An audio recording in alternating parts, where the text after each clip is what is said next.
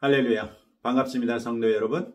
오늘 또 하나님의 말씀을 사모하시는 성도 여러분들에게 말씀을 통해서 만나주시고 위로해 주시는 복된 날 되시기를 주님의 이름으로 축복합니다.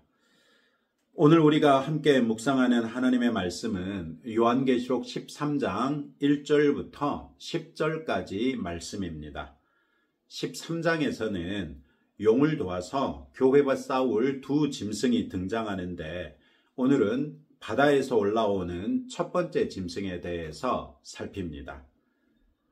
12장은 아기 예수님을 죽이지도 못했고 교회를 멸절시키지도 못했으며 하늘에서도 추방당한 사탄이 예수의 증거를 가진 자들과 더불어 싸우려고 바다 모래 위에 서 있더라 하는 말씀으로 끝났습니다. 오늘의 성경에서는 사탄이 서 있는 바로 그 바다에서 한 짐승이 올라오는 것으로 시작합니다. 바다는 유대 전승에서 악과 혼돈이 나오는 곳이고 파괴적인 존재들이 있는 곳입니다. 이 짐승은 표범과 곰과 사자의 특징이 신체 부위에 다양하게 나타나 있습니다. 이 모양은 다니엘서 7장에 소개된 다니엘의 환상에 나오는 네 짐승을 한꺼번에 섞어 놓은 것 같습니다.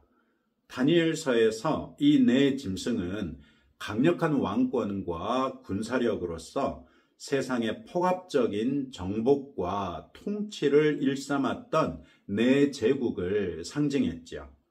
그런 면에서 오늘의 성경에서 바다에서 올라오는 짐승은 다니엘서의 네 짐승을 한꺼번에 섞어 놓을 정도로 강력한 왕권과 무력으로서 폭압적인 정복과 통치를 일삼았던 짐승 같은 나라 혹은 정치 세력을 상징하는 것으로 볼 수 있겠습니다. 이것은 그 짐승이 뿔이 10개이고 머리가 7개이며 그 뿔에는 10왕관이 있는 것을 통해서도 알 수 있는 것이지요. 요한 당시의 성도들은 당연하게도 이 짐승이 로마 제국을 가리킨다고 보았을 것입니다. 특히 3절에서 그의 머리 하나가 상하여 죽게 된 것 같더니 그 죽게 되었던 상처가 나음에 온 땅이 놀랍게 여겨 짐승을 따르고 이런 표현이 있는데 바로 이 표현 때문에라도 그 당시 성도들은 이 짐승이 로마 제국이라는 것을 더욱더 확신을 갖게 됐을 것입니다. 기독교의 대대적인 박해를 가했던 네로 황제가 자살한 다음에 그 한 해 동안 무려 4명의 황제가 즉위했다가 죽는 대혼란이 일어나서 자칫 로마 제국은 자멸할 뻔했습니다. 그러던 중에 주후 69년에 베스파시아누스가 황제가 되면서 제국을 안정시켰고 그 이후에 여러 대에 걸쳐서 로마 제국이 번영하게 됩니다. 바로 이 일이 바다에서 올라온 짐승의 머리 하나가 상하여 죽게 된 것 같았다가 나은 것을 상기시키는 것이죠. 요한 당시의 성도들은 로마 제국을 생각했겠지만 나치 독일을 겪었던 성도들은 이 짐승을 히틀러의 광기에 사로잡힌 독일이라고 생각했을 것이고 일제치하의 극심한 박해를 겪었던 우리 믿음의 선배들은 일본을 생각했을 것입니다. 성경을 통해 우리에게 말씀하시는 하나님이 영원하시다는 것을 생각해 볼 때 우리는 굳이 이 짐승을 로마 제국으로 국한하고 이 짐승은 더 이상 인류 세상에 등장하지 않을 것이라고 예단할 이유는 없는 것 같습니다. 더욱이 2절에 용이 자기의 능력과 보좌와 큰 권세를 그에게 주었더라 이렇게 용이 그 짐승에게 권세를 주었다고 명확하게 말하고 있는 반면에 5절 말씀해 보시면 42달 동안 일할 권세를 받으니라 이런 표현이나 7절에서 또 권세를 받아 이렇게 표현하고 있는데 이 두 군데 표현에는 누가 그런 권세를 이 짐승에게 주었는지 그 주어가 명시되어 있지 않습니다. 사탄이 교회를 박해한다면 42달 동안만 박해하고 싶겠습니까? 또 사탄이 하려고 하는 일들조차도 하나님의 허락이 있어야만 했던 욥기 1장에서의 기록을 생각해 보면 결국 이 짐승에게 그런 권세를 주신 분은 하나님이시구나 하는 것을 인정할 수 있습니다. 그런 면에서 이 짐승은 위에서 말했던 것처럼 강력한 왕권이나 무력으로 폭력적인 또 폭압적인 정치를 일삼는 왕이나 정치 권력 혹은 정권을 상징하는 것으로 보아도 무방할 듯 합니다. 그런 폭력적이고 무자비한 왕이나 정권은 오늘의 성경이 묘사하는 것 같이 짐승 같은 정치 세력으로서 스스로 인간의 존엄을 포기하는 것이나 마찬가지지요. 이 짐승의 상처가 나아서 회복되자 온 땅이 놀랍게 여겨 짐승을 따르고 용이 짐승에게 권세를 주므로 용에게 경배하며 짐승에게 경배하여 이르되 누가 이 짐승과 같으냐 누가 능히 이와 더불어 싸우리요 이런 말들을 하더라는 것입니다. 3절 4절이죠. 우리는 이 구절에서 사탄이 왜 사탄인지를 알게 되지요. 성경은 신명기 6장 4절에서 우리 하나님 여호와는 오직 유일한 여호와이시니 라고 말하고 있고 그 하나님께서 십계명의 첫 2계명을 통해 우상 숭배를 금하셨죠. 그런데 3절 4절에서 짐승을 따르는 온 땅이 용에게 경배하고 짐승에게 경배합니다. 오직 하나님께만 향해야 하는 경배를 용과 짐승이 가로채는 악을 서슴지 않고 행합니다. 뿐만 아니라 이 짐승의 머리들에는 신성 모독하는 이름들이 있었고 그렇게 하나님마저도 모독하기를 주저하지 않았던 이 짐승에 대하여 우상 숭배자들은 누가 이 짐승과 같으냐고 교만에 가득 찬 포효를 내지릅니다. 이는 출애굽기 15장 11절 말씀 여호와여 신중에 주와 같은 자가 누구니까 라는 경배의 선언을 흉내낸 것이지요. 사실 이 짐승이 우리 주님을 흉내낸 것이 이것뿐만이 아닙니다. 5장 6절에서 어린 양이 죽임을 당한 것 같았다라고 말했는데 이 짐승도 상하여 죽게 된 것 같았고 5장 9절에서는 어린 양이 각 족속과 방언과 백성과 나라 가운데서 피로 사셨다 이렇게 말하고 있는데 이 짐승에 대해서도 각 족속과 방언과 백성과 나라를 다스리는 권세를 받았다고 말합니다. 또 5장 13절은 온 우주가 어린 양을 경배하는 것을 말하는데 오늘의 성경은 온 땅이 짐승을 경배하고 있습니다. 이런 사실은 정치적인 권력이나 군사적인 무력이나 그 폭력이 얼마나 세상 사람들에게 유혹적인지를 보여주지요. 거의 대부분의 독재자들은 국민을 고통에서 구원하겠다는 그럴듯한 명분으로 자신의 권력욕을 포장했지요. 그런 다음에는 인기에 영합하고 선정적인 정치활동을 통해서 국민을 현혹하고 선동하여 정말 자신이 구원자가 된 듯한 착각을 불러일으켜서 장기 집권하고 스스로를 우상화시켰습니다. 이것이 요한 당시 로마 제국의 황제들이 자행했던 일이지요. 그들은 황제 숭배를 강요하기에 이르렀습니다. 북한에서도 마찬가지지요. 우상화시켜가지고 대를 이어서 국민을 꼼짝 못하게 묶어버렸습니다. 가까운 일본만 하더라도 천황은 일본 전통 종교의 주신인 태양의 여신 아마테라스 오미카미의 최고 제사장이었던 것이 후에는 국가 신토의 교주가 되고 일본 제국의 국가 원수 겸 일본군의 대원수로 추대됐다가 2차 세계대전에 패전하고 난 이후에야 비로소 실권 없는 국민을 통합하는 상징적인 존재가 되어버립니다.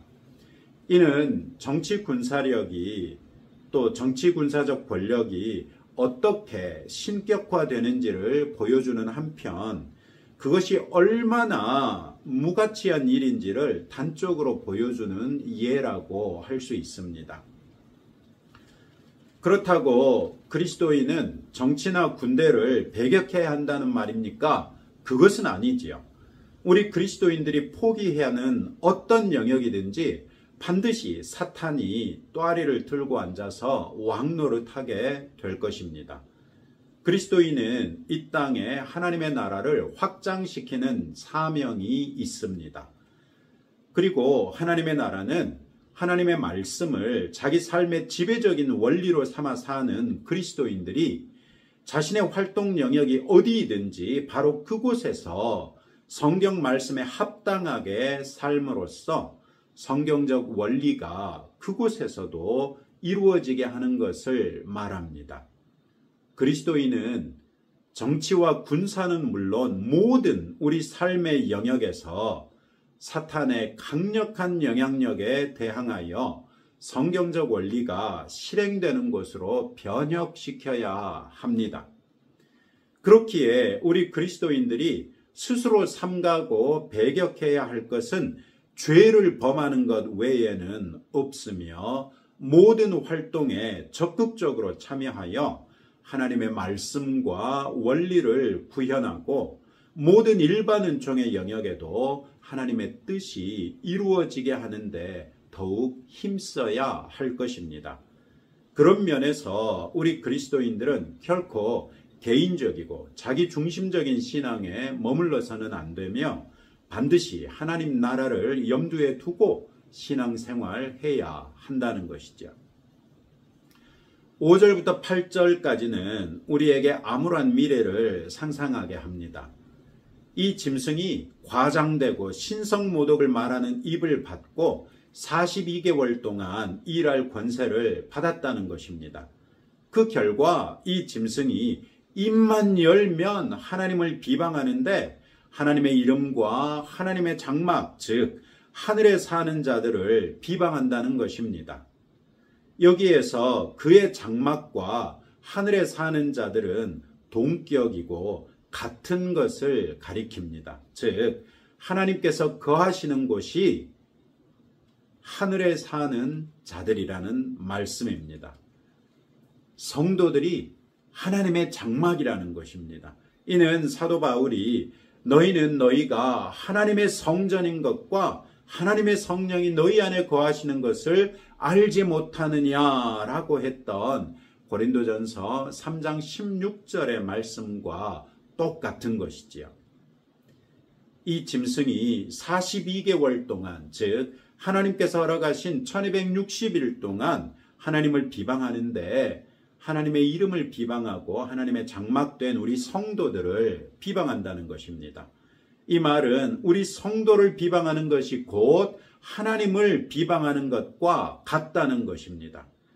우리도 종종 우리의 신앙 때문에 비방당하는 경우가 있습니다.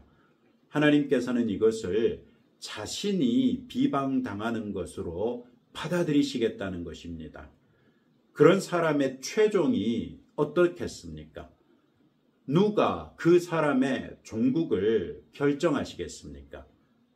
이런 사실을 기억하며 우리의 분노 중에 우리가 그 사람들을 벌하려 들지 마십시다. 하나님께 맡깁시다. 어차피 하나님께서 그들의 최종을 이미 정하지 않으셨습니까? 우리는 그저 비방에도 불구하고 지속적으로 하늘에 사는 자답게 우리의 믿음을 지키고 거룩하고 정결한 삶을 위해 힘쓰십시다. 7절은 결국 성도가 진다고 말하고 있습니다. 그리고 그 결과로 이 짐승은 각 족속과 백성과 방언과 나라를 다스리는 권세를 받는다고 합니다. 그런데 흥미로운 것은 8절에서 이 짐승을 경배하는 자들이 누구라고 말하고 있습니까? 죽임을 당한 어린 양의 생명책에 창세 이후로 이름이 기록되지 못하고 이 땅에 사는 자들, 이런 사람들만 그 짐승을 경배한다는 것입니다. 비록 이 짐승과의 싸움에서 질지는 모르지만 창세 전에 그리스도 예수 안에서 택함을 받아 생명책에 이름이 기록된 저와 여러분 같은 우리 성도들은 결코 이 짐승을 경배하지 않을 것이라고 말하는 것입니다. 이는 두 가지를 우리에게 말해줍니다.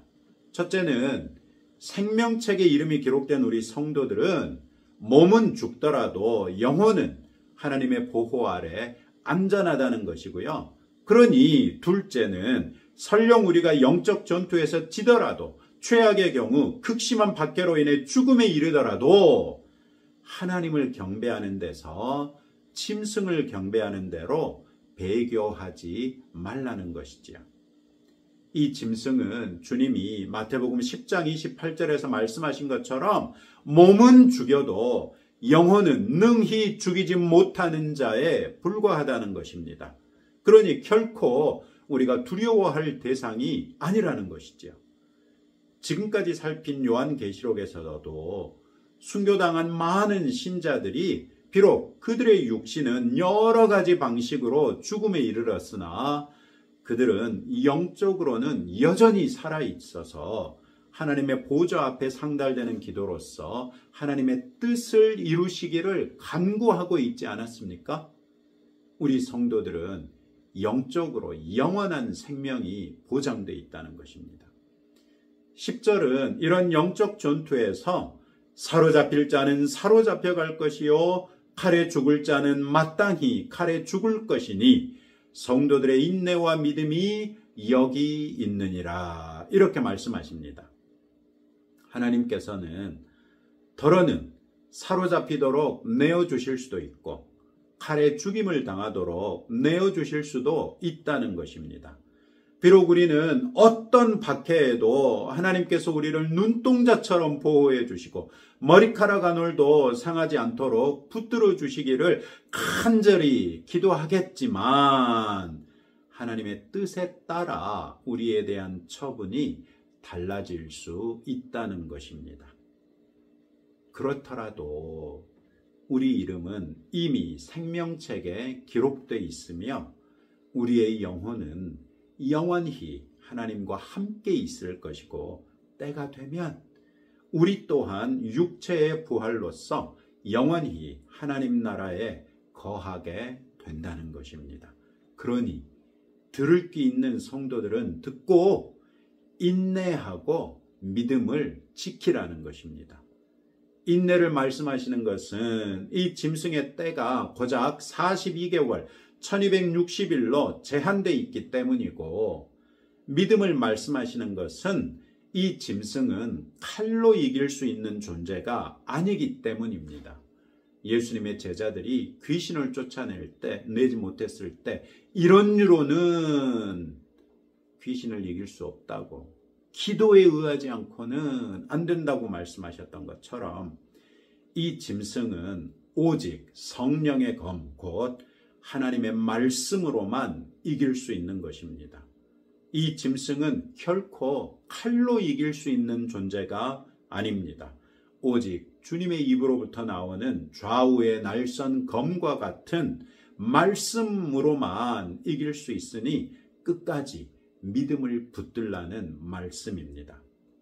무엇보다도 먼저 우리 이름이 생명책에 기록된 것을 기뻐하며 감사드립시다.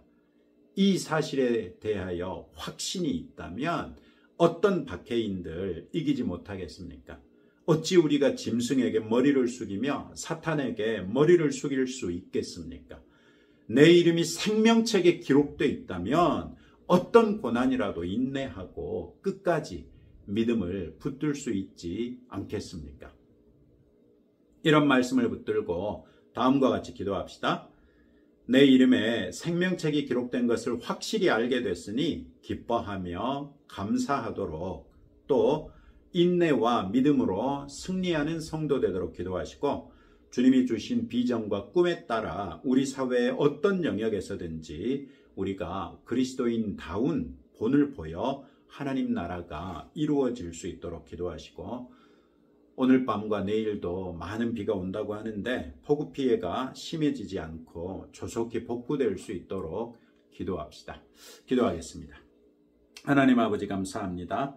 오늘의 말씀을 통하여 우리의 이름이 이미 생명책에 기록됐다고 다시 한번 말씀해 주시니 감사합니다. 이제 이 사실을 확실하게 믿고 늘 주님께 기쁨으로 감사하며 인내와 믿음으로써 승리하는 성도 되게 하옵소서. 주님이 주신 비전과 꿈에 따라서 우리 사회의 어떤 영역에서든지 우리가 그리스도인다운 본을 보임으로 바로 그곳에서 하나님의 나라를 이루는 주의 성도 되게 하옵소서. 주님, 며칠 새 폭우가 쏟아져서 적지 않은 피해를 입었습니다. 낙심에 빠져있는 우리 국민들을 위로하여 주시고 폭우 피해가 더 심해지지 아니하도록 긍휼을 베푸시며 피해로부터 조속히 복구될 수 있도록 은혜 베풀어 주옵소서. 아버지 하나님께서 우리에게 긍휼과 자비를 더하실 줄로 믿고 감사드리며 예수님 이름으로 기도합니다. 아멘. 이제 여러분들의 기도 제목 가지고 하나님 앞에 기도하며 나아가시기 바랍니다.